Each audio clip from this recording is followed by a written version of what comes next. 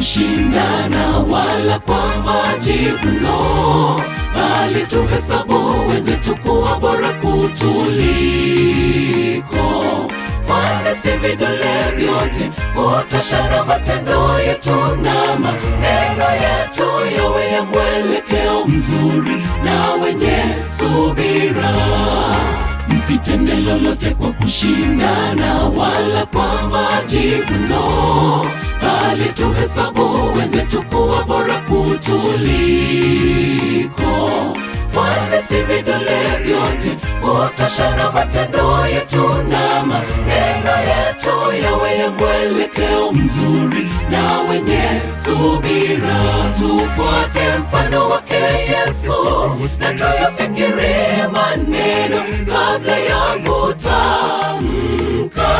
Tuwe wavumilivu na tuwasaidie wenzetu. Kinyongo huleta uharibifu badala ya amani kati yetu. Tufuate mfano wake Yesu na tuyafikirie maneno kabla ya kutamka. Tuwe wavumilivu na tuwasaidie wenzetu. Kinyongo huleta uharibifu badala ya amani kati yetu.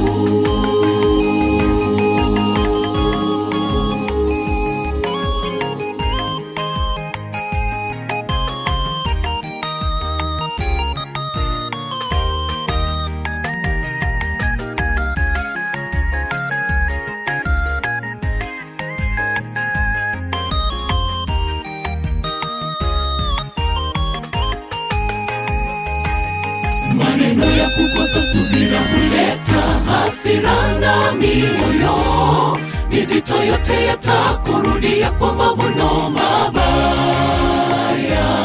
Nafsini tusiache jua litoweka kama bado tunayo hasira mioyoni mwetu, tuwe wepesi kusamehe. Maneno ya kukosa subira huleta hasira na mioyo mizito, yote yatakurudia kwa mavuno mabaya.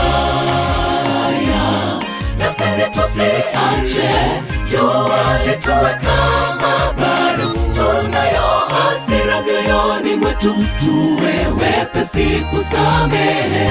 Tufuate mfano wake Yesu na tuyafikirie maneno kabla ya kutamka.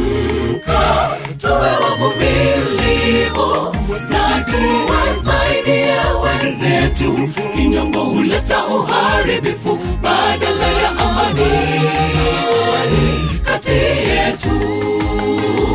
Tufuate mfano wake Yesu na tuyafikirie maneno kabla ya kutamka. Tuwe wavumilivu na tuwasaidie wenzetu. Kinyongo huleta uharibifu badala ya amani kati yetu. Tufuate mfano wake Yesu na tuyafikirie maneno kabla ya kutamka. Tuwe wavumilivu na tuwasaidie wenzetu. Kinyongo huleta uharibifu badala ya amani kati yetu. Tufuate mfano wake Yesu na tuyafikirie maneno kabla ya kutamka. Tuwe wavumilivu na tuwasaidie wenzetu. Kinyongo huleta uharibifu badala ya amani kati yetu.